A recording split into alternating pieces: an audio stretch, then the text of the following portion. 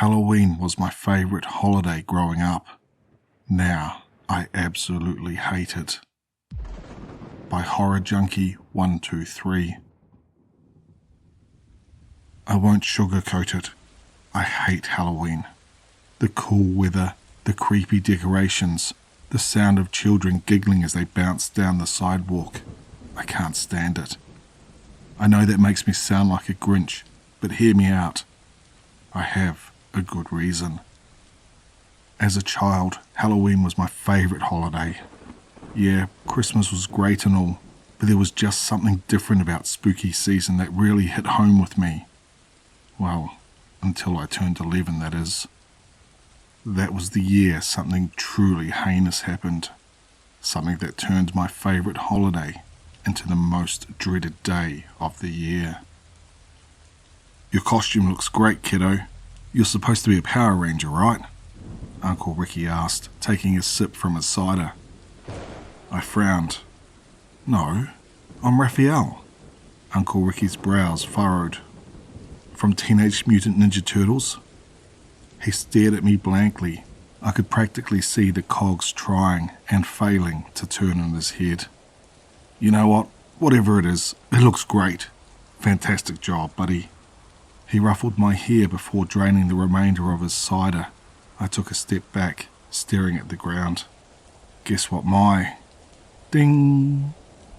The sound of the doorbell cut him off mid-sentence. That's probably Chris. See you later, Uncle Ricky. I raced to the door and flung it open to find Captain America standing before me. Chris's costume was detailed, from the suit to the cape to the shield. He had it all. His parents must have spent a pretty penny on it. Come on, Chris, let's go, I said, ushering him down the driveway. We'd made it about halfway down when Uncle Ricky appeared at the door. You boys be safe now. Wouldn't want anything to happen to you. I shuddered.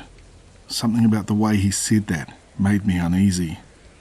We will be, I shouted back, still speed walking away. Hey man, what gives? Why are we walking so fast? Chris demanded once we'd reached the sidewalk. It's Uncle Ricky. I don't like being around him. He's weird. Like, what kind of weird? I shifted my gaze to the plastic pumpkin bucket swinging back and forth in my hand. I don't know. I don't want to talk about it anymore, okay? Fine. Let's hit that house first. I heard they give out king-size chocolate bars. Chris and I trick-or-treated until well past sundown. To my dismay, even though I wore a turtle shell backpack and a red bandana, most people automatically assumed that I was the Hulk. Eventually, I just stopped correcting them. By 9 o'clock, all the other kids had already gone home, and I was getting tired of people thinking that I was Chris's sidekick. This is getting heavy. Are you ready to go back yet? I asked. Come on, just one more house. Then we'll... Hey boys, nice costumes you got there. We froze. I didn't know why, but my heart began to thunder in my chest at the sound of the man's voice. We slowly turned to face him. What I saw still sends chills down my spine to this day. A tall figure stood before us. He wore a leather jacket and jeans, and a red splattered hockey mask shrouded his face from view. Even through the thin plastic, I could hear his ragged breathing, the shallow rise and fall of his chest as he stood there, that predatory stare boring into me. But that's not what frightened me the most. The man was holding a machete, one that was dripping with a dark crimson liquid. Chris and I didn't even say anything to each other. We didn't need to. We took off into a dead sprint, booking it down the sidewalk.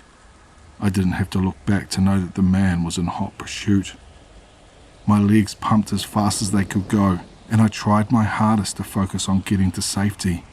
But I couldn't shake this nagging feeling at the back of my head, the feeling that if I didn't do something, that this Halloween would be my last. Help! Help us! I shrieked, praying that someone would come to our rescue.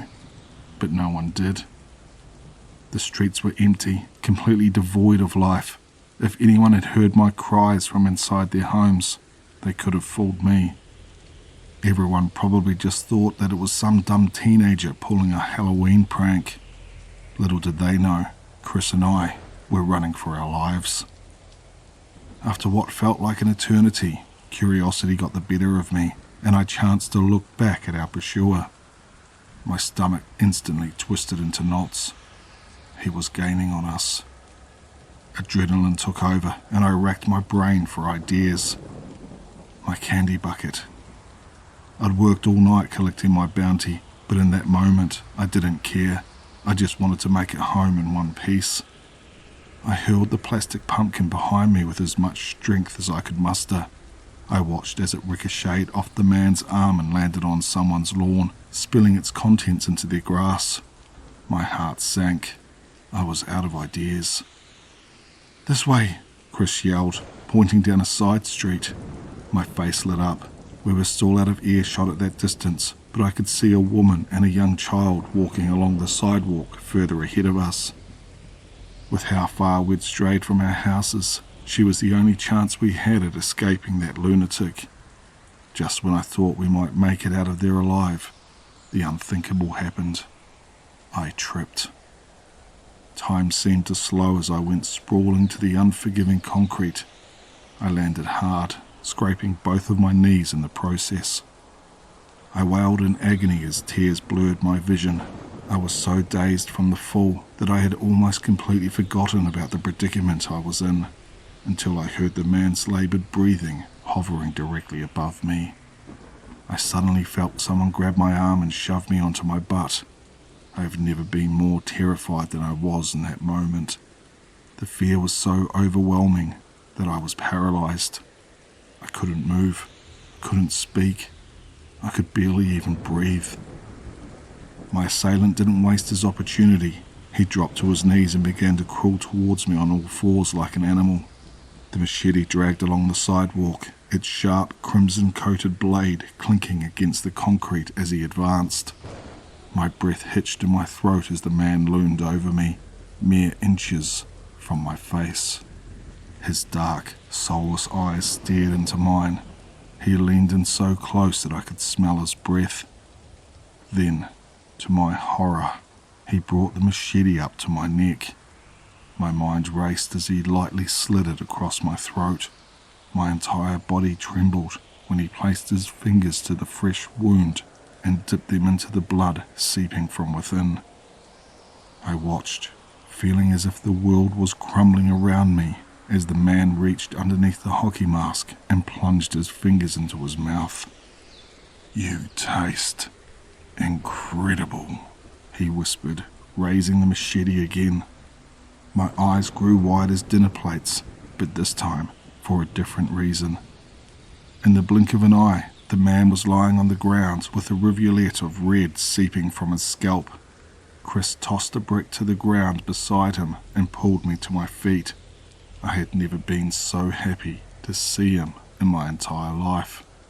"Snap out of it, we have to go," Chris shouted, tugging me down the street. I glanced at the man one more time before we took off. That scene is one that will be burned into my brain for as long as I live. Once we made it back to my house, I snapped. I cried uncontrollably for hours, and nothing could get me to calm down. Of course, the cops were called, but the man had vanished by the time they arrived at the scene. I was inconsolable for weeks afterwards, and not just because of what happened to me. When I glanced back at that one final time, my attacker's mask had slipped, revealing part of his face. The image of my uncle lying there, still gripping the machete, is one that I will never forget. Uncle Ricky disappeared after that night. For reasons I can't explain, I never told my parents that he was the one chasing me. I don't know if they ever made the connection, but I didn't plan on bringing it up.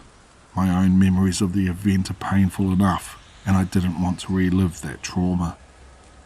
But now, I think I've changed my mind.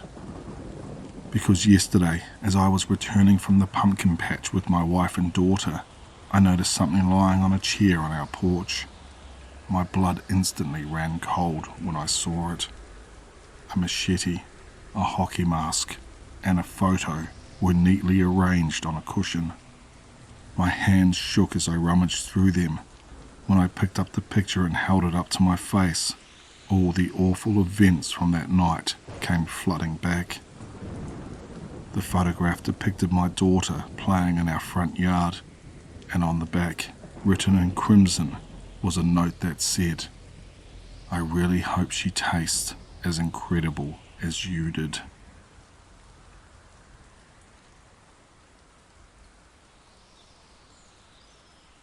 I just want to thank Horror Junkie 123 for allowing me to narrate that story. If you liked what you heard here, head over to their Reddit page and show them some love. I'll leave a link for the original story in the description below. If you're new here, please consider subscribing, and as always, stay tuned for one more nightmare.